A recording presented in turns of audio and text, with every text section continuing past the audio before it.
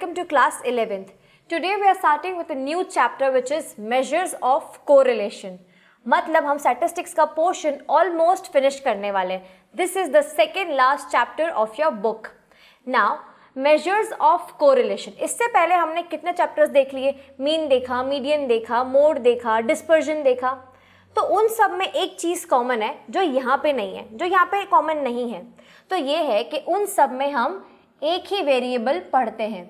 आप उन सब में एक ही वेरिएबल से डील करते हो. लेट्स से आपको फ्रीक्वेंसी भी दी हुई है तो उस एक ही वेरिएबल की फ्रीक्वेंसी दी हुई है.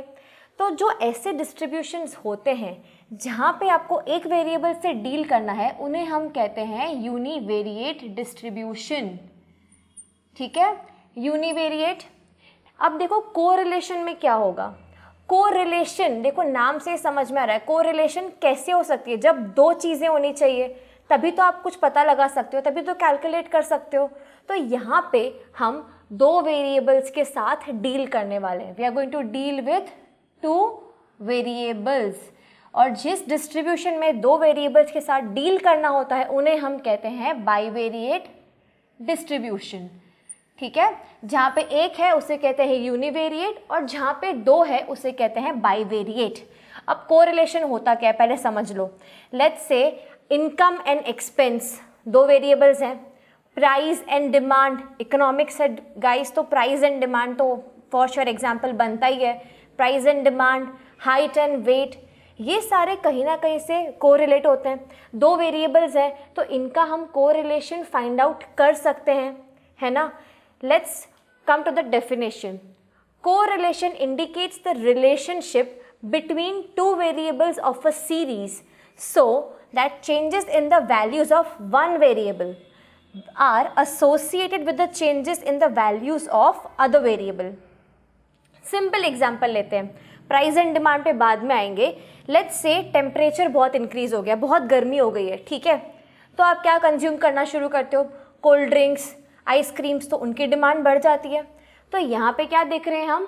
Changes in the value of one variable. जो हमने देखा एक वेरिएबल में चेंज आया, उसकी वैल्यू में चेंज आया तो उससे दूसरे वैल्यू पे भी फर्क पड़ा, दूसरे वेरिएबल की वैल्यूज पे भी इफेक्ट आया. They are associated in short. ठीक है, अब let's go with price and demand. जब प्राइस बढ़ती है तो डिमांड बढ़ती है, प्राइस कम होती है तो डिमांड कम हो जाती है. क्यों हो रहा है? कुछ भी हो सकता है, वाइसा वर्सा भी हो सकता है. प्राइस बढ़ रही है, डिमांड कम हो रही है. It can be any case. ठीक है, बट वो क्या सजेस्ट कर रहा है कि एक वेरिएबल की वैल्यू में जब चेंजेस आ रहे हैं तो दूसरी वेरिएबल पे भी इफेक्ट पड़ रहा है. तो यहाँ पे तो हमने देख लिया कि डेफिनेशन क्या बोल रही है, हमने समझ लिया कि कितने वेरिएबल्स होने वाले हैं. अब नेक्स्ट जो हम पढ़ेंगे वो है कॉजेशन. ठीक है, कोई कॉज है कि नहीं है. तो देखो मैं आपको बता देती हूँ कि ज़रूरी नहीं है कि हर दो वेरिएबल्स के बीच में कोई कॉज एंड इफेक्ट हो. जैसे हमने देखा कि टेम्परेचर इंक्रीज़ हुआ तो हम आइसक्रीम खा रहे हैं तो उसकी डिमांड बढ़ गई.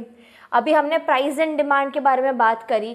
तो ज़रूरी नहीं है कि हर जगह पे दोनों वेरिएबल्स में कुछ ना कुछ कॉज एंड इफेक्ट रिलेशनशिप होना चाहिए. दैट मीन्स दोनों को एक दूसरे से कुछ फ़र्क पड़ना चाहिए, वो ज़रूरी नहीं है. तो देखो क्या ज़रूरी है इसमें, एक्चुअली कॉजेशन में क्या बोला है, ये क्यों ज़रूरी नहीं है. Both variables are influenced by a third variable. अब यहाँ पे क्या बोल रहे हैं, आपके पास दो वेरिएबल्स है, वो दोनों के दोनों किसी थर्ड वेरिएबल से इन्फ्लुएंस हो रहे हैं, आपस में कोई कोरिलेशन नहीं है.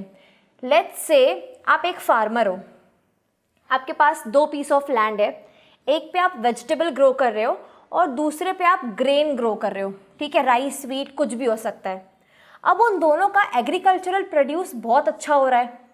तो क्या कहीं से भी ग्रेन और वेजिटेबल कहीं से कोरिलेटेड है? क्या दोनों सेम चीज़ें ग्रो हो रही है आपके खेत में?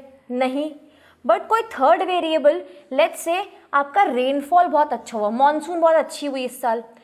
लेट्स से आपने कोई फर्टिलाइज़र चेंज किया तो वो फर्टिलाइज़र का इफ़ेक्ट इतना अच्छा आया है कि आपके जो दोनों वेरिएबल्स हैं, let's say that vegetable and grain, उनका एग्रीकल्चर प्रोड्यूस अच्छा हुआ है. तो दोनों में चेंजेस हुए हैं ना, दोनों अच्छे हुए हैं. पर वो ज़रूरी नहीं है कि वो उन दोनों में कुछ कोरिलेशन हो. वो दोनों एक थर्ड वेरिएबल से इन्फ्लुएंस हुए हैं, है ना. रेनफॉल हो सकता है, फर्टिलाइज़र हो सकता है, गुड क्वालिटी सीड हो सकता है, कुछ भी हो सकता है. Now moving on to the next point which is mutual dependence. सबसे बेस्ट एग्जाम्पल है यहाँ पे प्राइस और डिमांड. ठीक है, लेट्स से प्राइस इंक्रीज हुई और डिमांड भी इंक्रीज हुई, तो आपको क्या लगेगा कि अरे प्राइस की वजह से डिमांड बढ़ी. पर क्या पता कि पॉपुलेशन इंक्रीज हुई और उसकी वजह से डिमांड बढ़ रही है गुड्स की और लेटर ऑन प्राइस बढ़ गया. तो यहाँ पे आप क्लियरली जस्टिफाई नहीं कर पाते हो कि कौन सा वेरिएबल ज़्यादा अफेक्ट कर रहा है, कौन सा वेरिएबल की वजह से दूसरे वेरिएबल में चेंज आ रहा है. दोनों इतने म्यूचुअली डिपेंडेंट है कि हम पता नहीं लगा सकते कि कौन से वेरिएबल का रिएक्शन दूसरे वेरिएबल पे आ रहा है. ठीक है, तो यहाँ पे हो गया mutual dependence. Now let us move on to the third one which is pure chance, which is spurious, coincident. ठीक है, सिनोनिम्स भी पढ़ लिए, इंग्लिश भी हो गया अपना स्टैटिस्टिक्स के साथ में. अब देखो क्या बोल रहे हैं, कोइंसिडेंट है, जैसे ना कुछ कोरिलेशन नहीं है बट कोइंसिडेंट है. लेट्स से आपकी हाइट बड़ी हो रही है और साथ में ना आपकी इनकम भी बढ़ रही है. अब आपकी हाइट का आपकी इनकम से क्या लेना देना? कोई छोटे हाइट वाले पैसे नहीं कमाते, ऐसा होता है क्या? नहीं, कोई लेना देना नहीं है, कोई कोरिलेशन नहीं है, बट इंक्रीज हो रहा है, दोनों सेम डायरेक्शन में जा रहे हैं. लेट्स से हाइट कम हो रही है और पैसे भी कम हो रहे हैं, कुछ भी हो रहा है. ठीक है, लेकिन कोरिलेशन हो रही है.